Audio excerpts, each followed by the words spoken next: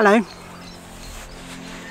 Mr. J and I have spent an awful lot of today tidying up the garden, the food forest, the front yard. We've been having a mass tidy up, and now I'm sitting out here in the garden weeding. More thistles, they're everywhere. And the reason for this is at the weekend we've got a friend coming over and they're going to bring a camera with them, and I want it to look quite nice. I like it here, but I did want some of the bags of weeds I've put around the edges of the garden to leave them to rot down. I want those moved out of the way, and the weeding I'm doing because A, it needs to be done, and B, because we're due to have rain for the next couple of days, and these weeds will end up knee high if they get a good dose of water in this warm weather. So we've been tidying, I'm now weeding, and all is good with the world. This next section of my vlog I actually filmed yesterday. The piece of plastic that we've used to cover that weedy area where the globe artichokes are came from the bed behind me. The beds are numbered 1 to 10 on the left hand side and 11 to 22 on the right hand side, and although there are 11 beds, that's where the artichokes are. I didn't number it very well, but anyway, basically this is bed number 22, and in 2016 we grew runner beans here, and they were grown in cardboard boxes, which we'd got from the garden centre. So they were quite large, flat. They were about 6 inches deep, and they were what plants are delivered in to the garden centre, and they were giving them away free of charge. So yes, please, we'll have those. And I laid them out on the floor, all next to each other, touching as much as I could, and then I filled them with some topsoil and some well rotted horse manure from my sister, and some wood chips, and they grew really well, and so did the weeds. And last year this was one of the beds that I didn't get to at all, so last year the weeds just took hold, romped away. If you could eat grass and stinging nettles and bindweed, we'd have been feasting like kings. So last autumn covered it in plastic, and it's now, well, the grass has dried out.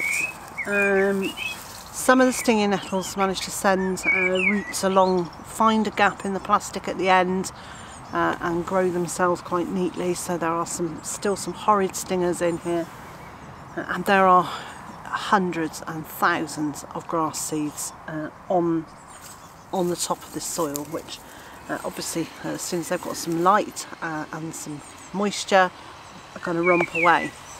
So my plan for this bed is to cover it in cardboard. This will sound familiar.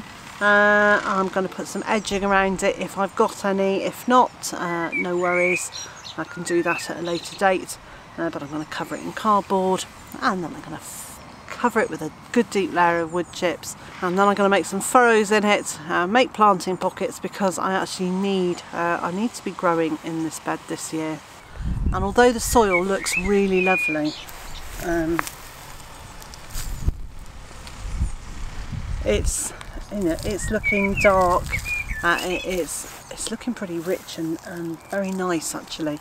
I do know it's full of weed seeds, so need to build a layer on top of it, and then once the roots have gone down out of their planting pocket and down into this, they'll be able to access this very lovely soil that we've got here. I could go through it and pull out all the stinging nettle roots, which I might do, but that's not going to stop the seeds being in it, and I think it might be better to, I'm pulling out roots as I talk to you, I think it might be better to try and smother them and put a new layer on top and stop the light getting to them than try and pick out a million squillion seeds. Look at this. This root is it's stinging nettles. Stinging nettles have yellow roots, so they're quite distinctive. It does make them very easy to know that you're pulling out the right thing.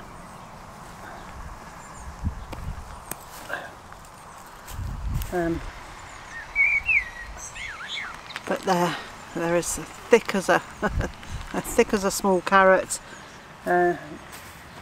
I think it's going to take a long time to get all the roots out of here. I'll do the best that I can without digging, because I don't really want to dig and ruin this soil structure, but I will pull as many of the roots out as I can, the ones that will just come away in my hands.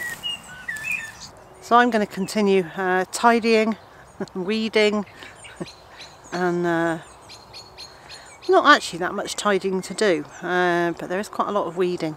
And I do want to try and get a few more plants in today. It's about 7:30 in the evening, and if we're going to have a couple of days rain, well, now is a really good time to get the plants in, and then over the next couple of days they'll get a really good soaking and should settle down nicely. And so, wherever you are in the world and whatever you've got planned for today, I hope you enjoy it. And I also hope you'll join me again tomorrow.